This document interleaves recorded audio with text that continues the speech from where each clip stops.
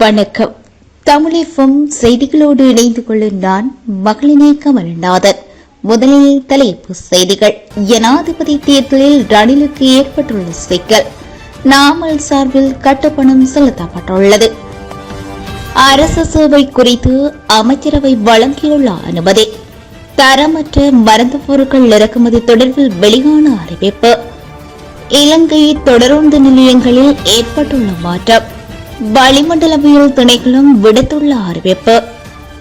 இனி வருவது விரிவான செய்திகள். ஜனாதிபதி தேர்தலில் சுயேட்சை வேட்பாளராக களமிறக்கும் ரணில் விக்ரமசிங்கவின் வாக்குச்சீட்டு குறித்து இறுதி தீர்மானம் இன்று எடுக்கப்பட உள்ளதாக அரசியல் வட்டாரங்கள் தகவல் தெரிவிக்கின்றன. ஜனாதிபதி ரணில் விக்ரமசிங்கவின் தேர்தல் குழுவுக்கு நியமிக்கப்பட்டுள்ள பிரதிநிதிகள் வாக்கு சின்னம் தொடர்பில் ஜனாதிபதியுடன் நேற்றிரவு விசேட கலந்துரையாடலை நடத்தியுள்ளனர்.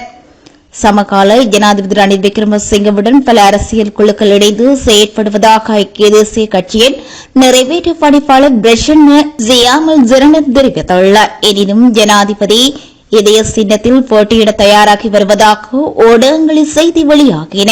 தேர்தல் குறிப்பில் குறித்த சின்னமில்லை என்றும் தேர்தல் ஆணைக்குழு ஏற்கனவே கூறியிருந்தது. அங்கீகரிக்கப்பட்ட அரசியல் கட்சிகள் மற்றும் சுயேட்சை குழுக்களுக்கான தேர்தல் சின்னங்கள் ஏற்கனவே அறிவிக்கப்பட்டுள்ளன.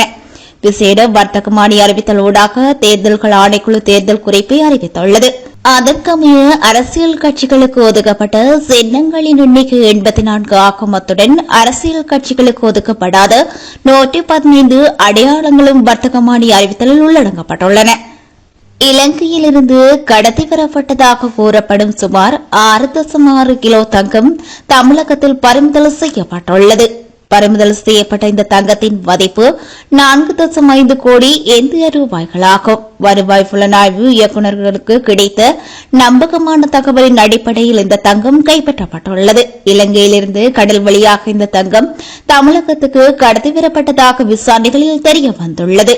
முன்னதாக இலங்கையிலிருந்து தமிழகத்தின் தனுஷ்கோடிக்கு தங்கம் கடத்தப்படுவதாக அதிகாரிகளுக்கு ரகசிய தகவல் கிடைத்தது. இதனையடுத்து அதிகாரிகள் மண்டபம், வெத்தலை, களிமண் குண்டு, மரக்காயர்பட்டினம் உள்ளிட்ட பல்வேறு பகுதிகளில் தேடுதல் நடவடிக்கைகளில் ஈடுபட்டுள்ளனர். இருப்பினும் கடத்தல்காரர்கள் ஏற்கனவே கரையை அடைந்துவிட்ட நிலையில் சாலை வழியாக குறித்த தங்கம் மதுரைக்கு எடுத்துச் செல்லப்படுவதை அதிகாரிகள் அறிந்துள்ளனர். இதனையடுத்தே தங்கம் எடுத்து செல்லப்பட்ட வாகனம் திருப்பாச்சேந்தி கட்டணம் செலுத்தும் இடத்துக்கு அருகில் வைத்து நிறுத்தப்பட்டிருந்தது. இதன்போது இருவர் கைது செய்யப்பட்டனர் என்பதும் குறிப்பிடத்தக்கது.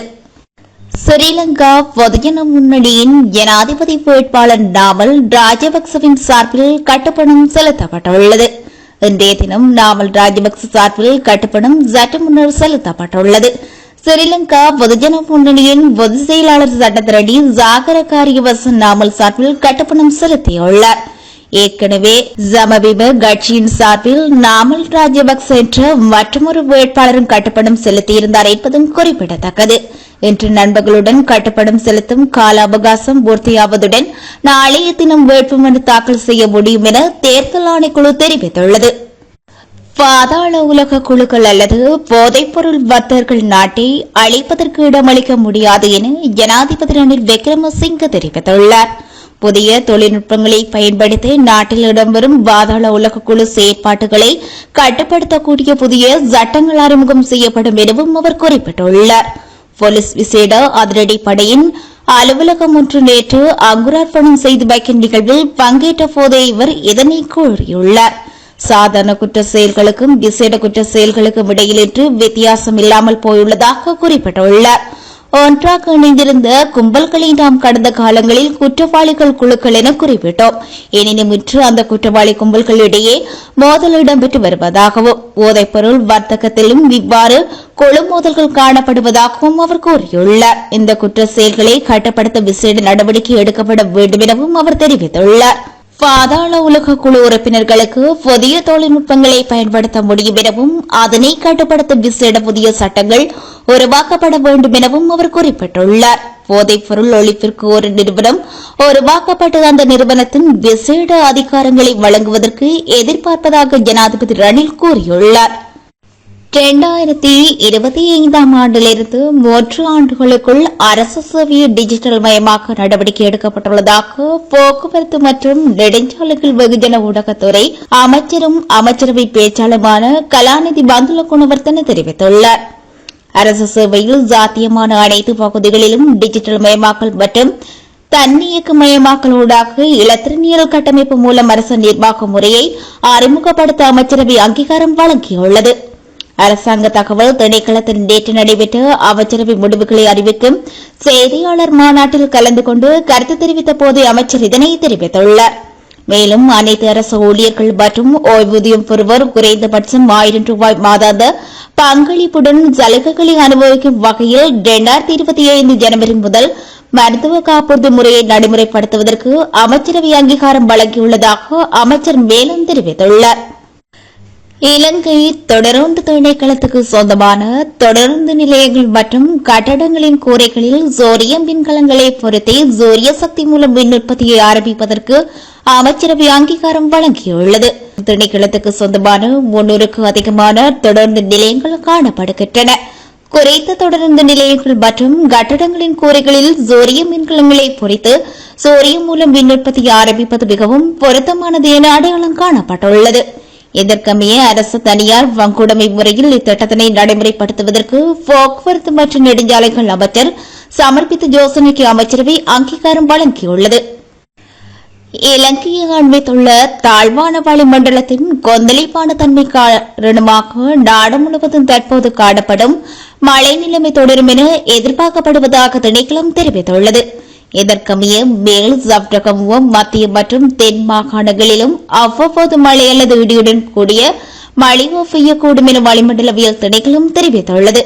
மேல் சப்ரகமும் மத்திய தென் மற்றும் உவா மாகாணங்களில் அவ்வப்போது மழை அல்லது இடியுடன் கூடிய மழை பெய்யக்கூடும். மத்திய மலைநாட்டின் மேற்கு சரிவு பகுதிகளில் வடமேற்கு மாகாணத்தின் அம்பாறை மூடராக்கலை மற்றும் அம்பாத்தோட்டை மாவட்டங்களிலும் அவ்வப்போது கிலோமீட்டர் 30-40 வரை பலத்த காற்று வீசக்கூடும். நாட்டின் ஏனைய பிரதேசங்களில் பல இடங்களில் மாலையில் அல்லது இரவில் மழையோ அல்லது இடியுடன் கூடிய மழையோ பெய்யக்கூடிய சாத்தியம் காணப்படுகிறது. எந்த பிரதேசங்களில் சில இடங்களில் 50 மீட்டருக்கு அதிகமான ஓரளவு பலத்த மழை வீழ்ச்சி எதிர்பார்க்கப்படுகிறது. இடியுடன் கூடிய மழையுடன் கூடிய தற்காலிக பலத்த காற்று மற்றும் மின்னல் தாக்கங்களினால் ஏற்படக்கூடிய ஆபத்துகளை குறைத்துக் கொள்ள தேவையான நடவடிக்கைகளை மேற்கொள்ளுமாறு வளிமண்டலவியல் திணைக்களம் மக்களிடம் கோரிக்கை விடுத்துள்ளது. தேயிலை உற்பத்தி மற்றும் இறப்பர் உற்பத்தி தொழிற்சாலைகளில் பணிபுரியும் தொழிலாளர்களின் குறைந்தபட்ச நாளாந்த சம்பளத்தை அதிகரிப்பது தொடர்பாக நிர்வாக சபை கூட்டம் ஒன்று நடைபெற்றுள்ளது. குறித்த கூட்டம் சம்பள நிர்ணய சபை தொழிற்சங்க பிரதிநிதிகளின் கோரிக்கைகளுக்கு இணங்க நடாத்தப்பட்டுள்ளது. தன்னார்வ மற்றும் தொழிற்சங்கங்களின் உறுப்பினர்கள் இந்த கூட்டத்தில் பங்கேற்றிருந்தனர். இங்கு தொழிற்சங்க தரப்பு உறுப்பினர்கள் முன்வைத்த சம்பள உயர்வு முன்மொழிவுகள் இரு சுற்று பேச்சுவார்த்தைகளின் நீண்ட நேரம் விவாதிக்கப்பட்டுள்ளது. ஊழியர்களின் சம்பள அதிகரிப்பு தொடர்பில் தொழிற்சங்கங்கள் மற்றும் முதலாளிமார் தரப்பினர்களின் உறுப்பினர்கள் இதன்போது பல முன்மொழிவுகளை முன்வைத்துள்ளனர்.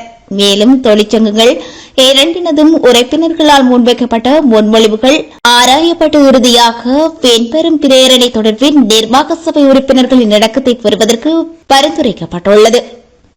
சஜித் பிரேமதாச தலைமையிலான ஐக்கிய மக்கள் சக்தி ஆட்சிக்கு வந்தாலும் 1 லிட்டர் பெட்ரோலை 150 ரூபாய்க்கு வழங்க முடியாது என நாடாளுமன்ற உறுப்பினர் கலாநிதி கர்சட் சில்வா தெரிவித்துள்ளார். ஐக்கிய மக்கள் சக்தி ஆட்சிக்கு வந்தவுடன் 150 ரூபாய்க்கு பெட்ரோல் வழங்க முடியும் என பிரச்சாரம் செய்து வாக்குகளை பெற்றுக் கொள்ள முடியும் என்ற போதிலும் அது நடைமுறைக்கு சாத்தியமற்றது என தெரிவித்துள்ளார். அவ்வாறு வழங்கினாலும் சில நாட்களுக்கு மட்டுமே வழங்கப்பட முடியும் எனவும் தெரிவித்துள்ளார்.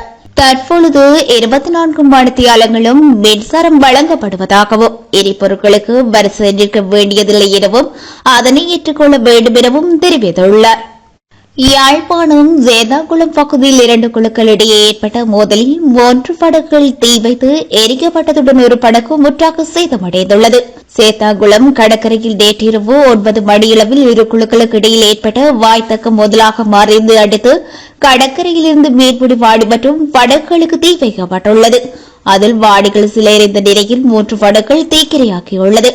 படகுகள் மற்றும் வாடிகளுக்கு தீ வைக்கப்பட்டதை அடுத்து மக்கள் ஒன்று கூடி தீயினை அணைத்ததுடன் சம்பவம் தொடர்பில் இளவாலை போலீசாருக்கு அறிவித்ததை தொடர்ந்து மோதலில் ஈடுபட்ட இரு தரப்பினரும் தப்பிச் சென்றுள்ள நிலையில் போலீசார் விசாரணைகளை முன்னெடுத்துள்ளனர். இத்துடன் இனிதே தமிழ் FM-இன் இலங்கை செய்திகள் நிறைவடைகின்றன.